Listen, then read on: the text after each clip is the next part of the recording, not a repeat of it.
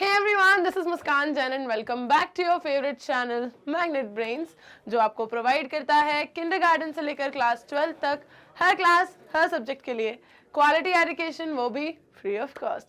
जी हाँ, किसी भी क्लास किसी भी बोर्ड को पढ़ने के लिए आपको यहाँ कोई पेड सब्सक्रिप्शन नहीं लेना होता।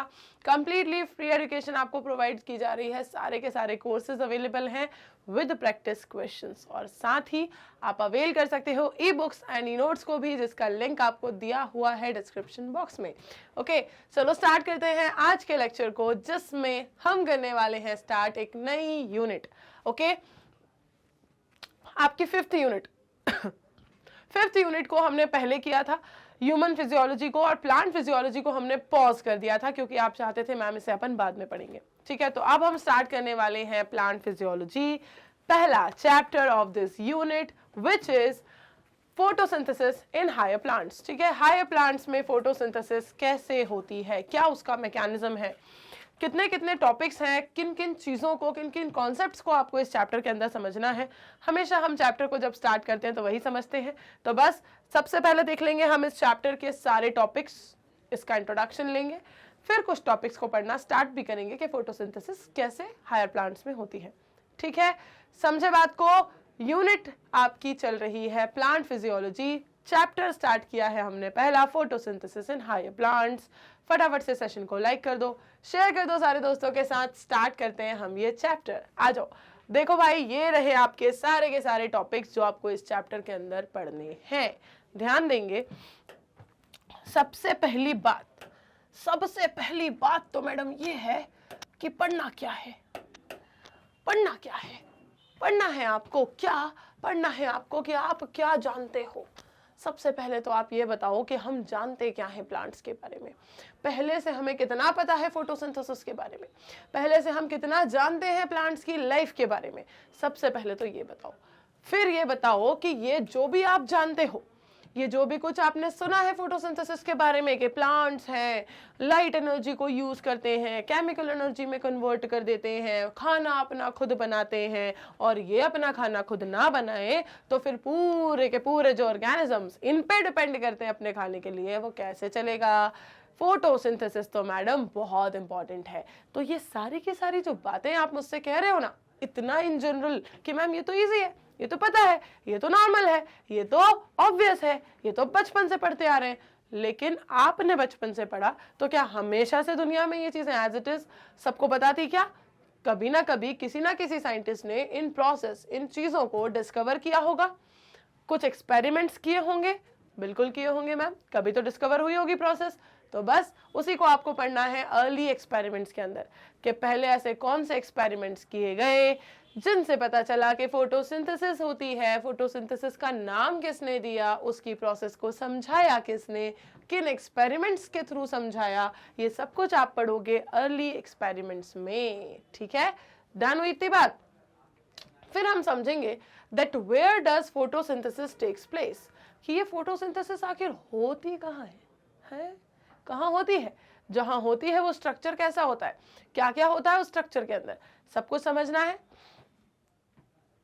फिर हम देखेंगे how many pigments are involve in photosynthesis, photosynthesis में कितने पिगमेंट्स इन्वॉल्व हैं। How many pigments are involve in photosynthesis, photosynthesis में कितने पिगमेंट्स इन्वॉल्व हैं, कौन कौन से पिगमेंट से मिलजुल कर ये प्रोसेस चलती है। लाइट रिएक्शन क्या है, इलेक्ट्रॉन ट्रांसपोर्ट मैकेनिज्म क्या है, एटीपी और एनएडीपीएच को कहाँ यूज किया जाता है, C4 पाथवे क्या है, फोटो रेस्पिरेशन क्या है, और फोटोसिंथेसिस को अफेक्ट करने वाले फैक्टर्स कौन से हैं।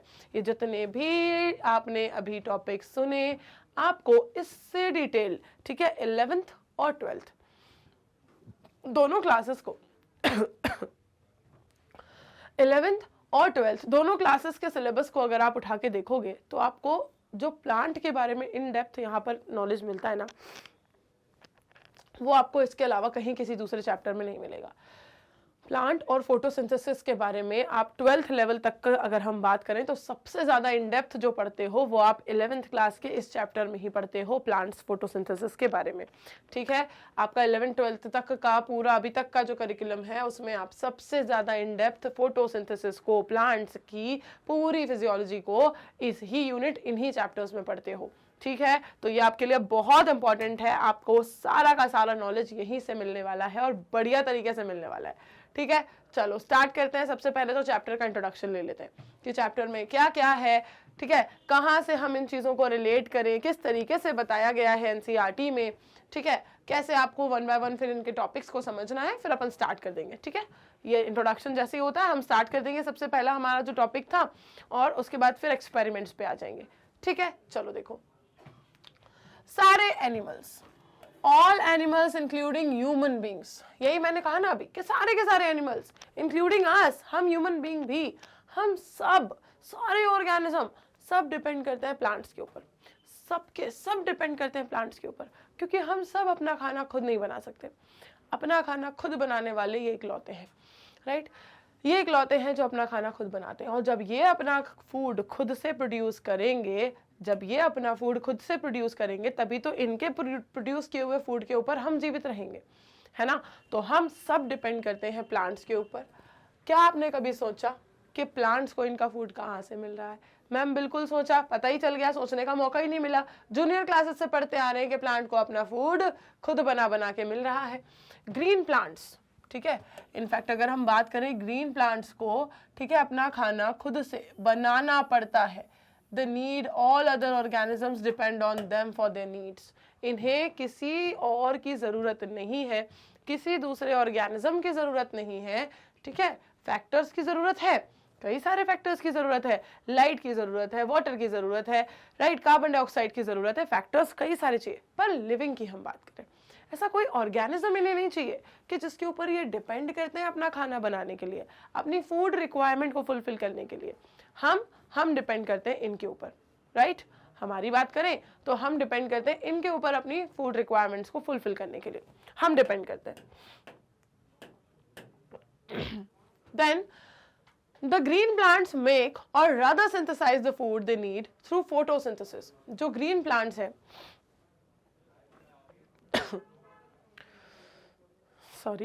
जो ग्रीन प्लांट्स हैं, ये अपना खाना या तो खुद बनाते हैं या फिर क्या करते हैं, फूड को, ठीक है, जो भी फूड उनको चाहिए, दे मेक और rather synthesise the food they need through photosynthesis and are therefore called as autotrophs. और इसीलिए आप इन्हें ऑटोट्रॉफ्स कहते हो।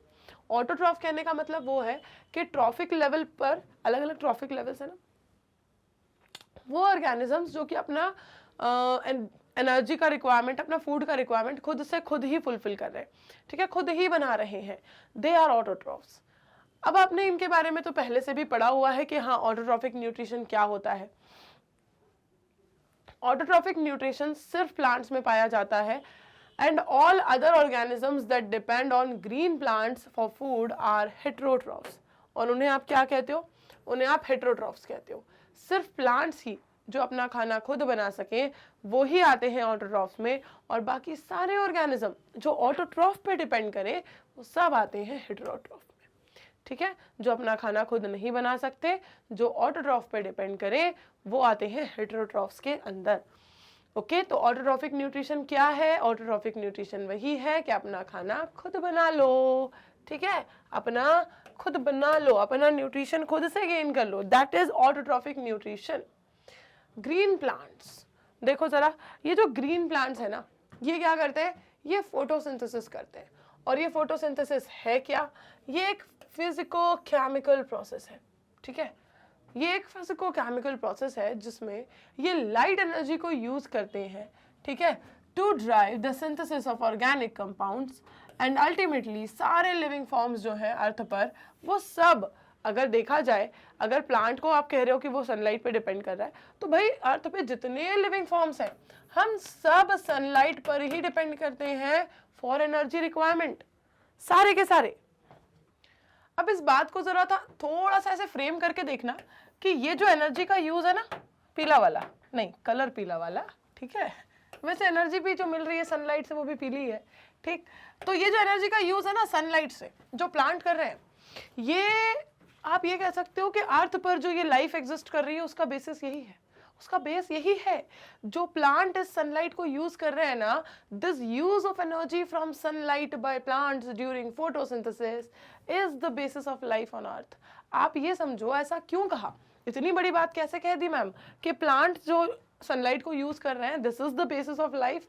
ऐसा इसलिए कह रहे हैं कि अगर प्लांट्स ने सनलाइट को यूज नहीं किया होता, अगर प्लांट्स ने सनलाइट को यूज नहीं किया होता और प्लांट्स ने अपना खाना खुद नहीं बनाया होता, तो ये बताओ कि हम किस पे डिपेंड करते फूड के लिए, हम तो अपना खाना खुद नहीं बना सकते थे।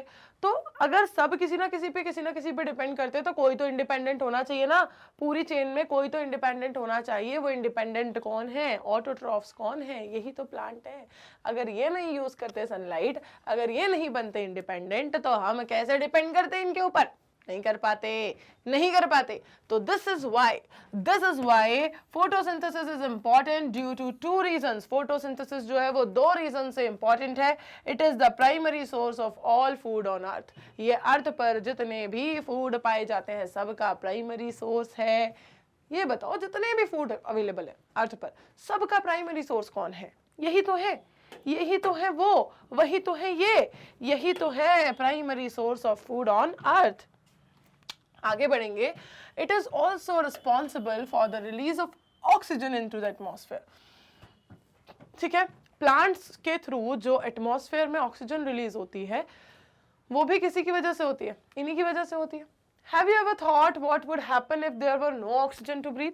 क्या आपने कभी सोचा है, ठीक है, कि अगर आपके आसपास कहीं कोई ऑक्सीजन होती ही नहीं तो आप सांस क्या लेते?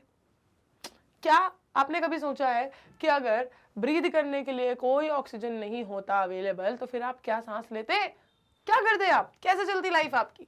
तो ये जो चैप्टर है ना, इसी तरह के क्वेश्चंस, इसी तरह की चीजों पे फोकस करता है, on the structure of photosynthetic machinery, कि ये फोटोसिंथेटिक मशीनरी कैसे चलती है, इसमें कौन कौन सी रिएक्शंस होती हैं जो इस लाइट एनर्जी को केमिकल एनर्जी में कन्वर्ट करती है।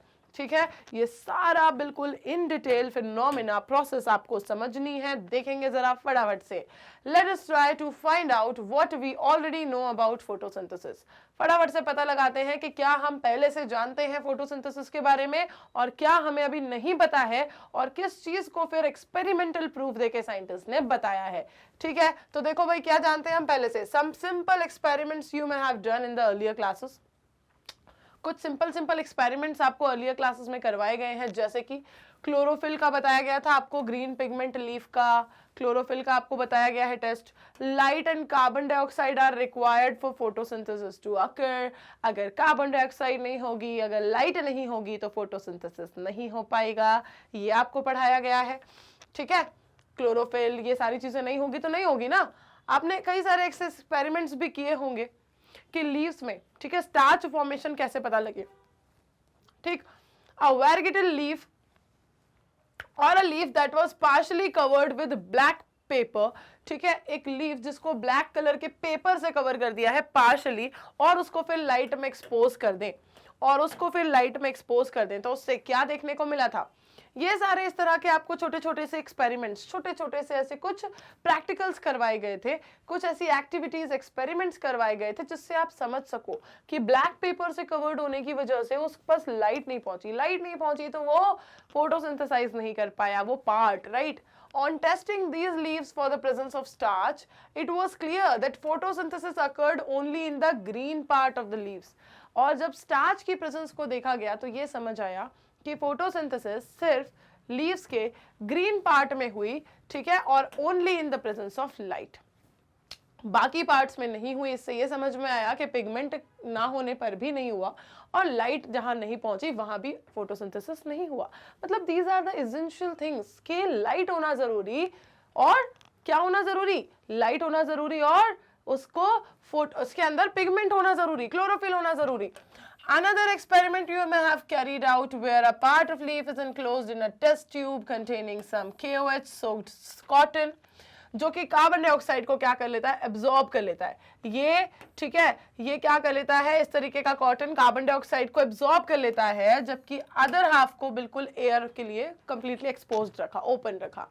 ये भी एक एक्सपेरिमेंट करवाया गया है आपको पहले से, जिसमें क्या किया गया, लीफ को टेस्ट ट्यूब में क्या किया, एनक्लोज किया। उसे हुआ क्या, ठीक है, इस सेटअप से फिर इस सेटअप को थोड़ी देर के लिए लाइट में रखा, और जब वहां पर स्टार्च को टेस्ट किया गया कि कहां पर स्टार्च पाया जा रहा है इन दोनों पार्ट्स ऑफ लीफ में से, तो देखा गया था कि जो एक्सपोज्ड पार्ट है लीफ का, इसमें स्टार्च पाया गया, जबकि जो पार्ट उसका टेस्ट ट्यूब में ठीक है गिरा हुआ था, वहां पर स्टार्च नहीं पाया गया। ठीक है, वहां पर स्टार्च नहीं पाया गया। ऐसा क्यों?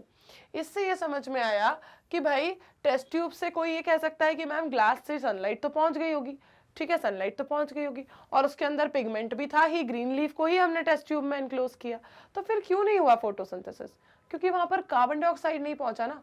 जितना भी कार्बन डाइऑक्साइड था वो उस पूरे KOH सोल्यूशन वाले कॉटन ने सोक कर लिया, एब्जॉर्ब कर लिया।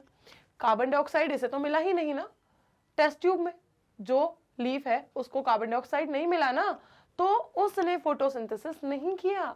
मतलब कार्बन डाइऑक्साइड भी एक इंपॉर्टेंट है कंपोनेंट फोटोसिंथेसिस का। कार्बन डाइऑक्साइड नहीं होगी तो भी नहीं होगी फोटोसिंथेसिस, ठीक है, और सनलाइट नहीं होगी तो भी नहीं होगी, और इसके अलावा अगर मैं बात करूं कि क्लोरोफिल पिगमेंट नहीं होगा तो भी नहीं होगी फोटोसिंथेसिस। ऐसे करके इन तीनों चीजों से ये कंक्लूजन निकाला गया, इन छोटे छोटे 3 एक्सपेरिमेंट से ये कंक्लूजन निकाला गया कि ये तीनों ही चीजें जरूरी हैं फोटोसिंथेसिस के होने के लिए। अब बात करते हैं हम कुछ अर्ली एक्सपेरिमेंट्स की, ठीक है। इसमें सबसे पहले आपके सामने दिखाई दे रहा है आपको कौन, जोसेफ प्रीस्ले, ठीक है। जोसेफ प्रीस्ले 1733 टू 1804 ड्यूरेशन में आपसे कहा जा रहा है कि 1770 में इन्होंने एक सीरीज ऑफ एक्सपेरिमेंट्स को किया, जिससे इन्होंने ये रिवील करके बताया कि essential role of air in the growth of green plants, green plants की ग्रोथ में एयर का कितना महत्वपूर्ण योगदान है। ठीक, प्रीस्ले ने, आपको याद होगा कि इन्होंने ही ऑक्सीजन को डिस्कवर किया था 1774 में, इसके बाद वाली बात है, ठीक है। 1774 में ऑक्सीजन को डिस्कवर किया था किसने, जोसेफ प्रीस्ले, ठीक। प्रीस्ले ने ऑब्जर्व किया कि एक कैंडल जो कि एक क्लोज्ड स्पेस्ड बेल जार में, ठीक है, रखी गई है, ये बहुत जल्दी बुझ जाती है, बहुत जल्दी बुझ जाती है, और जो ओपन है, एक्सपोज्ड है, वो जलती रहती है, ठीक है। सिमिलरली इस एक्सपेरिमेंट को उन्होंने एक डायग्राम के थ्रू भी बताया है, देखेंगे हम उसे। सिमिलरली उन्होंने ये कहा कि एक चूहा, ठीक है, एक तो बात पे यार चूहे को ले आते हैं, बेचारे को, मर जाता है वो, ठीक है। फिर देखा उन्होंने कि एक चूहा जो कि बहुत जल्दी सफोकेट कर जाएगा एक क्लोज्ड स्पेस में, उन्होंने ये कंक्लूड किया कि एक बर्निंग कैंडल और एक एनिमल, ठीक है, जो कि क्या करते हैं, एयर को ब्रीथ करते हैं, ठीक है, ये कहीं ना कहीं इस एयर को डैमेज कर रहे हैं।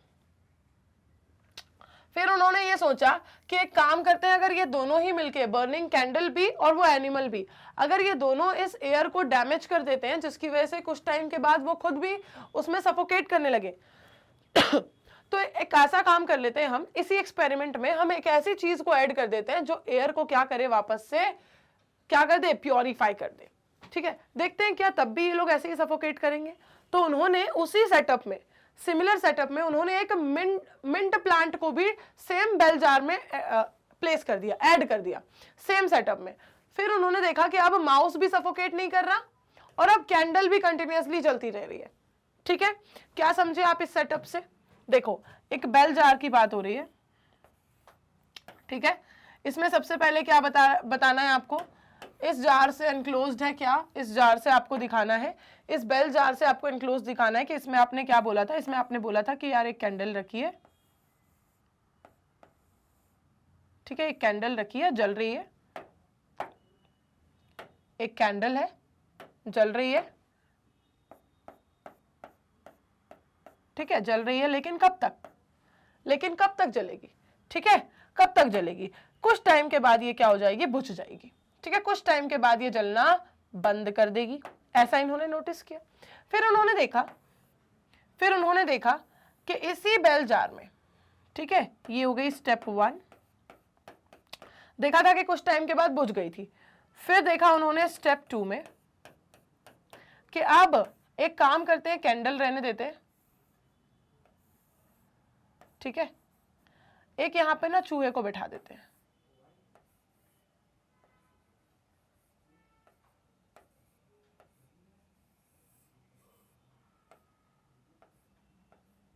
ठीक है, एक चूहे को बिठा देते हैं यहां पे।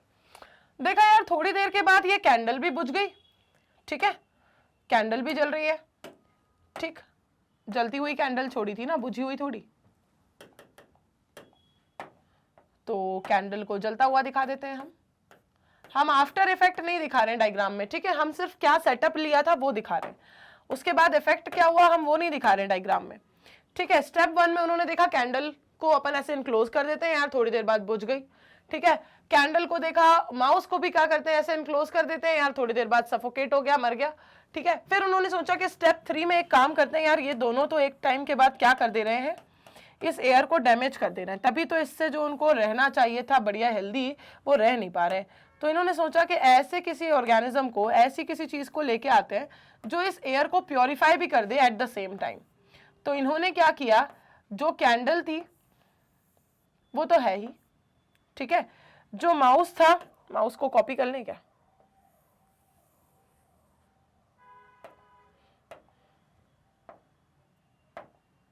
गुड, ठीक है, माउस था उसको भी बैठा दिया। फिर इन्होंने सोचा कि इसमें अपन एक मिंट प्लांट उगा देते हैं, एक मिंट प्लांट उगा देते हैं,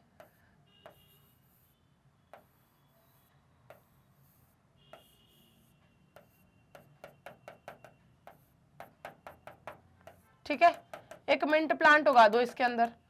उन्होंने बोला कि चलो अब देखते हैं अब क्या होगा। तो अब कुछ नहीं, अब तो सब खुशी खुशी जी रहे हैं, अब किसी के जीवन में कोई दुख नहीं है, अब किसी के जीवन में कोई दुख नहीं है, अब सब खुशी खुशी जी रहे हैं, ठीक है। कैंडल जल नहीं रही यहाँ पे, अरे कैंडल जलाओ, कैंडल जलाओ, जलाओ जलाओ जलाओ, माचिस लाओ, माचिस लाओ, कैंडल जलाओ, कैंडल जलाओ, कैंडल जलाना जरूरी है, और यहां तो सबसे ज्यादा जरूरी है, क्योंकि यहां तो जलती ही रहेगी, यहां तो बुझेगी ही नहीं, राइट, क्योंकि यहां तो जलती ही रहेगी। तो स्टेप 1 ये समझ लो कि सबसे पहले कैंडल को एनक्लोज करके देखा, अरे यार बुझ रही है, फिर चूहे को बिठा के देखा, अरे यार सफोकेट हो रहा है, फिर क्या करा, मिंट प्लांट रख दिया, फिर देखा कि अब ना कैंडल बुझ रही ना चूहा मर रहा, बढ़िया चल रही जिंदगी। तो इससे ये समझ में आया, इससे ये समझ में आया कि इसको बर्न होते रहने के लिए क्या चाहिए, इसको बर्न होते रहने के लिए क्या चाहिए, क्या समझ में आया इस बात से, इन सारे एक्सपेरिमेंट से समझ में क्या आया। देखो प्रीस्ले ने ये हाइपोथेसिस दिया, प्रीस्ले ने ये हाइपोथेसिस दिया कि प्लांट्स जो हैं वो रिस्टोर कर दे रहे हैं, ठीक है, प्लांट्स जो हैं वो रिस्टोर कर देते हैं एयर में व्हाटएवर, ठीक है, जो भी इन ब्रीदिंग एनिमल्स ने, ठीक है, ब्रीदिंग एनिमल ने और कैंडल ने जो भी डिस्ट्रॉय किया है ना एयर में, इस जार के अंदर वाली एयर में, उसको रिस्टोर कर दिया है इस प्लांट ने, ठीक है। ये लोग डिस्ट्रॉय कर रहे हैं, ये रिस्टोर कर रहा है, ये डिस्ट्रॉय कर रहे हैं, ये रिस्टोर कर रहा है, इतना कंक्लूजन निकाला, ये हाइपोथेसिस दिया प्रीस्ले ने कि भाई ये जो ब्रीदिंग एनिमल्स और जो कैंडल, ये लोग सब मिलके जो एयर को डैमेज पहुंचा रहे हैं उसे रिस्टोर करके दे रहा है प्लांट, ठीक, इतना इन्होंने हाइपोथेसिस दिया। अब क्या आप इमेजिन कर सकते हो कि प्रीस्ले ने ये सारा एक्सपेरिमेंट कैसे कंडक्ट किया होगा। उनको जरूरत पड़ी होगी भाई कैंडल की, ठीक है, और ये सारे टेस्ट की, तो ये सारे टेस्ट उन्होंने कैसे किया, जैसा कि आपको दिखाई दे रहा है, ठीक है, ये देखो कैंडल, ठीक है, वो भी बुझ गई, चूहा वो भी मर गया, यहां पर इस सेटअप से स्टार्ट किया तो भाई प्लांट भी है, कैंडल भी है, चूहा भी है, सेकंड में देखो तो प्लांट भी है, कैंडल भी है, चूहा भी है, नहीं मरा कोई भी, ठीक है, नहीं बुझी कैंडल और बढ़िया तरीके से चल रही है जिंदगी। ये रहा सेटअप, किसका सेटअप, प्रीस्ले का, जोसेफ प्रीस्ले का सेटअप, जिसमें उन्होंने कैंडल, मिंट प्लांट और माउस को यूज किया और बताया कि ब्रीदिंग एनिमल और कैंडल जिस चीज को डिस्ट्रॉय कर रहे हैं एयर से, उसी चीज को रिस्टोर करके दे रहा है मिंट प्लांट, ठीक है। इस एक्सपेरिमेंट से उन्होंने ये बताया। ये था किसका एक्सपेरिमेंट, प्रीस्ले का एक्सपेरिमेंट। फिर how many different ways can you think of a light ठीक है, of to light the candle without disturbing the setup. ये थोड़ा सा थॉट प्रोसेस वाला खेल है, इसको सोचना सब बैठ के, ठीक है, होमवर्क की तरह। Using a similar setup as the one used by Priestley, अब जैसा कि प्रीस्ले ने यूज किया वैसा का वैसा सेटअप यूज करके, ठीक है, जैसा प्रीस्ले ने यूज किया था वैसा ही सेटअप यूज करके, ठीक है, लेकिन इस सेटअप को इन्होंने कहां पर प्लेस किया, डार्क में एक बार और एक बार सनलाइट में, एक बार डार्क में और एक बार सनलाइट में, सेम सेटअप, ठीक है, सेम सेटअप को एक बार डार्क में और एक बार सनलाइट में यूज करके देखा, किसने किसने किसने किसने सेम सेटअप को एक बार, ठीक है, इस पूरे सेटअप को, इस वाले को, इसको एक बार रखा डार्क में और एक बार रखा लाइट में, ठीक, किसने किया ये काम, जैन, ठीक है, एंजनाउस। ड्यूरेशन देखो 1730 टू 1799, इन्होंने दिखाया कि sunlight is essential to the plant process that somehow purifies the air fouled by the burning candle और द एनिमल। उन्होंने ये कहा कि प्रीस्ले जी आप जो कह रहे हो ना, आप जो कह रहे हो ना कि इन लोगों ने डैमेज किया और इसने रिस्टोर करके दिया, इन्होंने कहा कि प्रीस्ले जी आप जो कह रहे हो ना कि इन दोनों ने डैमेज किया और इस प्लांट ने रिस्टोर करके दिया है, जो भी डैमेज हुआ है, जो भी रिस्टोर हुआ है, ठीक है, अभी कह नहीं रहे ये लोग स्पेसिफिक टर्म, ये कह रहे हैं कि जो भी डैमेज हुआ था और जो भी प्लांट ने रिस्टोर किया है वो सिर्फ वो सनलाइट की प्रेजेंस में ही कर पा रहा है, सनलाइट के एब्सेंस में नहीं कर पा रहा, ठीक है, समझ आई इतनी बात। जैन ने ये बताया, ठीक, ये बताया कि प्रीस्ले जी आप जो कह रहे हो उस बात से मैं एग्री करता हूं, लेकिन ये पॉसिबल है सिर्फ इन the presence of light, absence of light में ये पॉसिबल नहीं है। तो भाई जैन ने जो बताया क्या आपको समझ आया, क्या आपको पल्ले पड़ा, क्या बताया जैन ने? जैन ने बताया कि ये जो कहानी है प्रीस्ले की, ये सिर्फ लाइट की प्रेजेंस में चलेगी, एब्सेंस में नहीं, ठीक है। With N aquatic plant showed that in bright sunlight small bubbles were formed around the green plants while in the dark they did not. क्या मतलब है मैम इस बात का? अरे इन्होंने ये बताया था, एक अपना बढ़िया सा एलिगेंट सा एक्सपेरिमेंट करके एक एक्वेटिक प्लांट लिया इन्होंने और बोला कि जब ब्राइट सनलाइट अवेलेबल है तो उस एक्वेटिक प्लांट से जो उसके आसपास एक्वा भरा हुआ है ना पानी, उसमें दिख रहे हैं बबल, बल बल बल बल बबल दिख रहे हैं उसमें मैम, ठीक है, बबल दिख रहे हैं, लेकिन लेकिन लेकिन लाइट जब नहीं है तब उसमें ये बबल नहीं दिख रहे। मतलब ये कुछ तो ऐसी प्रोसेस है जो सिर्फ लाइट के प्रेजेंस में कर रहा है और लाइट के एब्सेंस में नहीं कर रहा, ठीक है। कोई तो ऐसी प्रोसेस है ये जो एयर को प्योरीफाई करने की, वापस से जो डैमेज हुआ है उसे रिकवर करने की जो प्रोसेस कर रहा है ये प्लांट, ये सिर्फ लाइट के प्रेजेंस में कर रहा है, एब्सेंस में नहीं। फिर उन्होंने आइडेंटिफाई किया कि ये जो बबल्स हैं ये ऑक्सीजन बबल्स हैं। उन्होंने आइडेंटिफाई किया कि ये जो बबल्स हैं ये ऑक्सीजन के बबल्स हैं। Hence he showed that it is only the green part of the plant that could release oxygen. और फिर उन्होंने ये बताया कि प्लांट का सिर्फ ग्रीन पार्ट ही है जो ऑक्सीजन को रिलीज करता है। It was not until about 1854 that Julius von Sachs provided evidence for production of glucose when plants grow. इन्होंने ये बताया कब, ठीक है, 1854 तक, 1854 तक जूलियस वॉन सैक्स जब उन्होंने प्रोवाइड किया एविडेंस कि जब प्लांट्स ग्रो करते हैं तो ग्लूकोज प्रोड्यूस करते हैं, ठीक है, production of glucose when plants grow. अरे ये क्या बता दिया इन्होंने, ग्लूकोज कहां से बीच में आ गया कहानी में? अभी तक तो मैडम अपन पढ़ रहे थे क्लोरोफिल, ठीक है, सनलाइट और क्या, कार्बन डाइऑक्साइड, और फिर पढ़ लिया ऑक्सीजन बबल। ये ग्लूकोज कहां से आ गया कहानी में?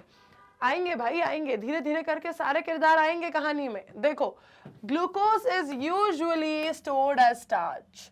ग्लूकोज जो स्टोर्ड होता है ना, किस फॉर्म में होता है स्टोर? स्टार्च के फॉर्म में। लेटर स्टडीज से उन्होंने ये बताया कि जो ग्रीन सब्सटेंस है प्लांट में, ठीक है, जिसे हम अब जानते हैं ना क्लोरोफिल के नाम से, तब तो नहीं जान रहे थे वो लोग। तो उन्होंने कहा कि प्लांट्स में ये जो ग्रीन सब्सटेंस है ये किसी स्पेशल जगह पे पाया जाता है, ठीक है, कोई स्पेशल बॉडीज में पाया जाता है प्लांट सेल के अंदर, ठीक है। इस तरीके से ये लोग अंदाजे लगा रहे हैं यार, क्योंकि उन्हें अभी नहीं पता ना कि इसको क्लोरोफिल कहना है, इसे क्लोरोप्लास्ट कहना है, ये सब तो हम अब जान रहे हैं।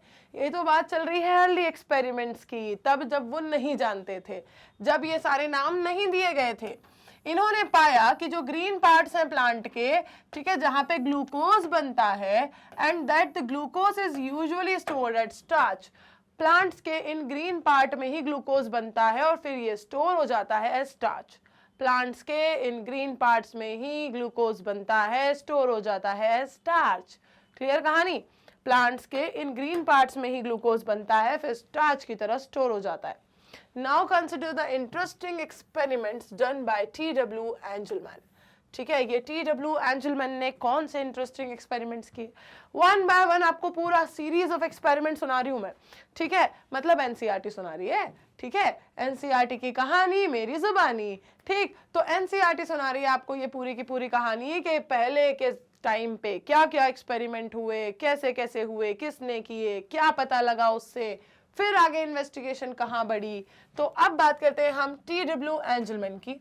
इन्होंने एक प्रिज्म को यूज करके, जो कि लाइट को स्प्लिट करता है, ठीक है, उसके स्पेक्ट्रल कंपोनेंट्स में इन्होंने क्या किया? यूजिंग अ प्रिज्म उन्होंने लाइट को उसके स्पेक्ट्रल कंपोनेंट्स में स्प्लिट किया। फिर ठीक है, then illuminated a green alga Cladophora placed in a suspension of aerobic bacteria sorry, इसे उन्होंने इल्यूमिनेट करवाया। फिर देखा कि जो बैक्टीरिया है वो ऑक्सीजन इवोल्यूशन की साइट्स को डिटेक्ट करने के लिए उन्होंने यूज किया कि ऑक्सीजन इवॉल्व कहां से हो रही है इसमें। इन्होंने ऑब्जर्व किया कि जो बैक्टीरिया है इसने मेनली क्या एक्यूमुलेट किया हुआ है? ब्लू और रेड लाइट को। ठीक है, accumulated mainly in the region of blue and red light of the split spectrum। इन्होंने ऑब्जर्व किया कि बैक्टीरिया जो है ये वाला, ये मेनली किस रीजन में जाके एक्यूमुलेट हो रहा है? ब्लू और रेड लाइट में। ठीक है, स्प्लिट स्पेक्ट्रम के ब्लू और रेड लाइट वाले रीजन में जाके ये मेनली एक्यूमुलेट हो रहा है। इस बैक्टीरिया की कहानी में उनको सिर्फ इतना समझ में आया कि यार ये क्यों ब्लू और रेड लाइट वाले एरिया में ही जाके एक्यूमुलेट हो रहा है, क्या रीजन है इसके पीछे? ठीक है, क्या रीजन है इसके पीछे? इसी तरीके से चलता है रिसर्च, इसी तरीके से होती है इन्वेस्टिगेशन, रिसर्च, और ये सारी डिस्कवरी सारे ऐसे सीरीज ऑफ एक्सपेरिमेंट्स का ही रिजल्ट होती है हमेशा। ठीक, फिर उन्होंने देखा a first action spectrum of photosynthesis was thus described. Photosynthesis का पहला एक्शन स्पेक्ट्रम फिर डिस्क्राइब किया गया। ये रिजेंबल कर रहा था बिल्कुल रफली, ठीक है, the absorption spectra of chlorophyll A and B. Chlorophyll A और बी का जो एब्जॉर्प्शन स्पेक्ट्रा है उसके साथ इसने थोड़ा सा, ठीक है, उतना ज्यादा क्लियर तो नहीं, बट हाँ रफ रिजेम्बलेंस दिखाया किसके साथ? इस स्पेक्ट्रम के साथ। फिर 19th सेंचुरी के मिड में, by the mid of 19th century, आपको हो सकता है नजर लगे ऐसा नजर आए कि हम पूरा जो है वो हिस्ट्री पढ़ रहे हैं, सोशल साइंस पढ़ रहे हैं कि ऐसा हुआ, फिर उस राजा ने ऐसा कर दिया, फिर राजा ने इस पे हमला कर दिया, फिर ये देश तबाह हो गया, फिर ये इसमें मर्ज हो गया, फिर ये लोग वहां चले गए, फिर इस राजा का दूसरा एरा जो है वो इसकी जनरेशन स्टार्ट हो गई। तो बिल्कुल वैसी कहानी चल रही है। तो यहाँ पर हम पढ़ रहे हैं पूरी की पूरी हमारी ये कहानी कि अर्ली एक्सपेरिमेंट्स कैसे हुए, किस तरीके से ये सारी डिस्कवरीज हुई हैं जो आप आज जानते हो, है ना। तो by the mid of 19th century plant photosynthesis के कुछ की फीचर्स के बारे में पता चला, जैसे कि plants could use light energy to make carbohydrates from carbon dioxide and water. काफी एस्टेब्लिश्ड स्टेटमेंट लग रहा है अभी ये कि प्लांट जो है वो लाइट एनर्जी को यूज करते हैं क्या बनाने के लिए? कार्बोहाइड्रेट्स को बनाने के लिए, from carbon dioxide and water. काफी एस्टेब्लिश्ड स्टेटमेंट लग रहा है, सब कुछ इसमें इन्वॉल्व है, लग रहा है ना, है ना। तो इस तरीके से ये डेवलप हुआ by the mid of 19th century.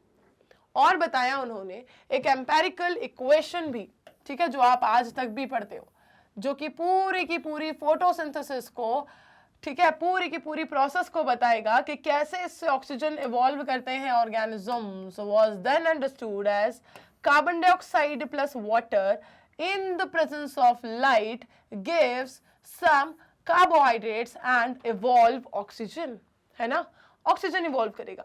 यहां पर ये CH2O क्या रिप्रेजेंट करता है? किसी भी कार्बोहाइड्रेट को, जैसे कि ग्लूकोज, ठीक है, 6 कार्बन शुगर है ये, राइट। तो इस तरीके से इन्होंने एक, आप ये कह लो कि ये आप कह लो कि एक स्केलेटल सी इक्वेशन, ठीक है, एक एम्पेरिकल से इक्वेशन डिराइव करके दी कि ये रिएक्शन चलती है, ये प्रोसेस चलती है, इस तरीके से फोटोसिंथेसिस से ऑक्सीजन इवॉल्व होती है। ठीक है, ये इन्होंने बताया। Then a milestone contribution to the understanding of photosynthesis was that made by a microbiologist Cornelius van Niel 1897 to 1985 के ड्यूरेशन से। अब बात करें हम इनके उस कंट्रीब्यूशन की जो इनका हमें यहाँ डिस्कस करना है इस चैप्टर में, based on his studies of purple and green bacteria. Purple और ग्रीन बैक्टीरिया पर इन्होंने जो अपनी स्टडीज की, ठीक है, पर्पल एंड ग्रीन बैक्टीरिया पर जो एक्सपेरिमेंट्स इन्होंने किए, इन्होंने उनके थ्रू डेमोन्स्ट्रेट करके बताया कि फोटोसिंथेसिस, ठीक है, फोटोसिंथेसिस एसेंशियली अगर देखा जाए तो एक लाइट डिपेंडेंट रिएक्शन है। ठीक है, फोटोसिंथेसिस को अगर देखा जाए तो ये एक लाइट डिपेंडेंट रिएक्शन है जिसके अंदर हाइड्रोजन, ठीक है, एक्स्यूटेबल ऑक्सीडाइजेबल कंपाउंड, ठीक, हाइड्रोजन जो कि रिड्यूस होता है किसमें, कार्बन डाइऑक्साइड में, ताकि कार्बोहाइड्रेट्स को बना सके। इसे इन्होंने कैसे एक्सप्रेस करके बताया, इक्वेशन देखो, twice H2A plus carbon dioxide in the presence of light gives something which is present here, ठीक है, and then carbohydrate and then water। ठीक, मतलब यहां से इन्होंने देखा कि स्प्लिटिंग इसकी करनी है, स्प्लिट ये होगा। ठीक, इन्होंने क्या बताया यहां से, कंक्लूजन क्या दिया इन्होंने कि ये जो, ठीक है, ये जो है ना सब्सटेंस कुछ हाइड्रोजन के साथ, यहां होगा स्प्लिटिंग, ये होगी स्प्लिट।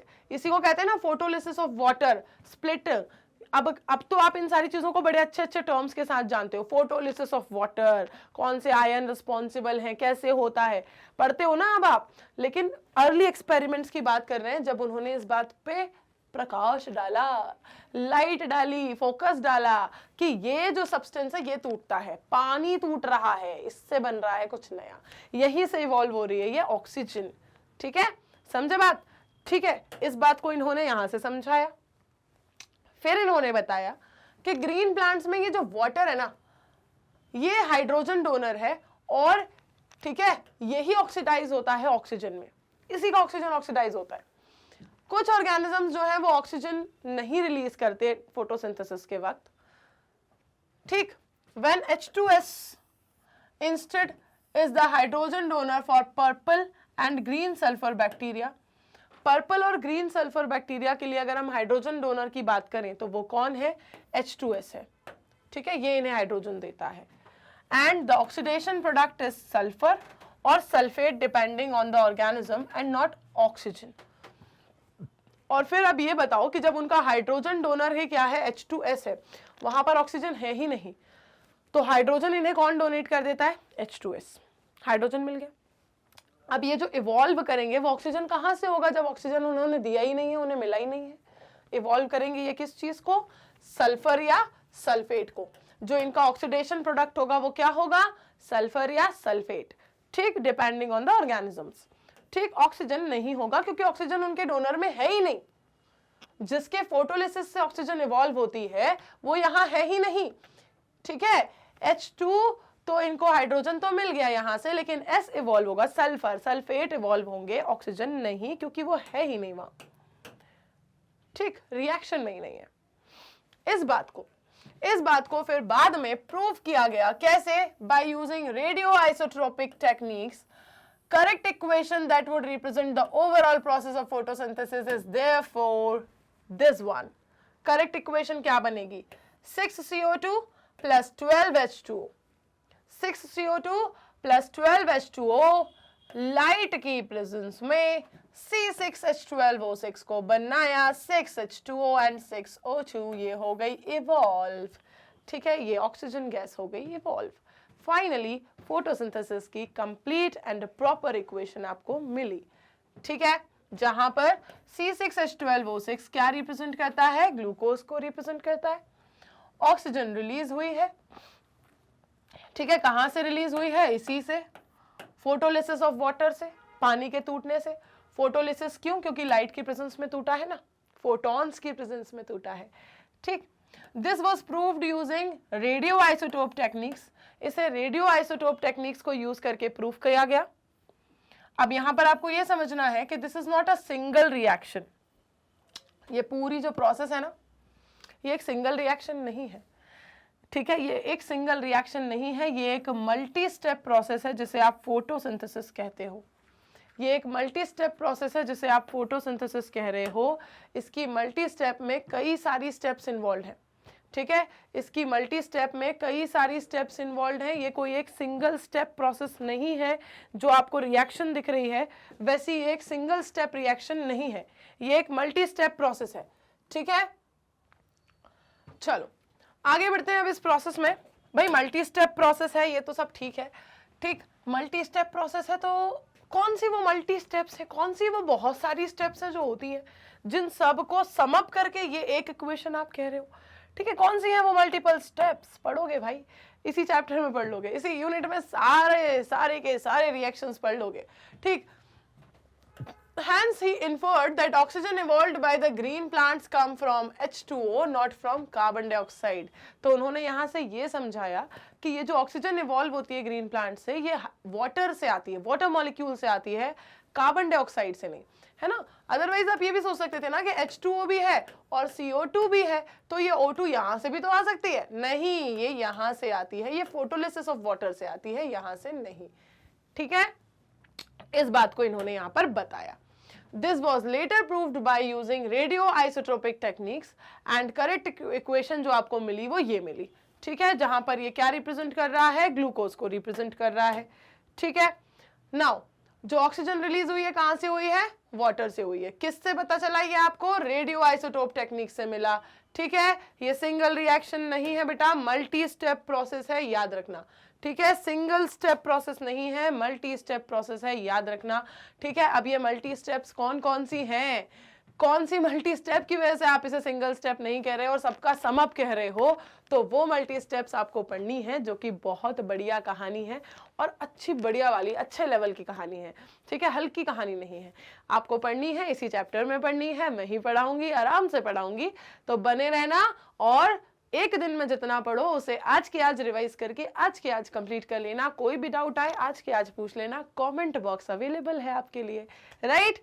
चलो मिलते हैं नेक्स्ट लेक्चर में, करेंगे इस प्रोसेस को कंटिन्यू, नेक्स्ट टॉपिक्स को पढ़ेंगे इसी चैप्टर के। ह्यूमन फिजियोलॉजी डन हो चुकी है, प्लांट फिजियोलॉजी स्टार्ट हो गई है आज से, ठीक है। तो अब ह्यूमन फिजियोलॉजी को कोई भी कुछ भी बाकी मत छोड़ना, फटाफट से आ जाना, प्लांट फिजियोलॉजी की दुनिया में डूब जाना, ठीक है। मिलते हैं कल नेक्स्ट लेक्चर के साथ। अगर अभी तक आपने e books and e notes को अवेल नहीं किया है तो भाई किसका वेट कर रहे हो, लिंक दिया हुआ है डिस्क्रिप्शन बॉक्स में, फटाफट से अवेल कर लो। मिलते हैं नेक्स्ट लेक्चर में, till then bye bye, take care everyone.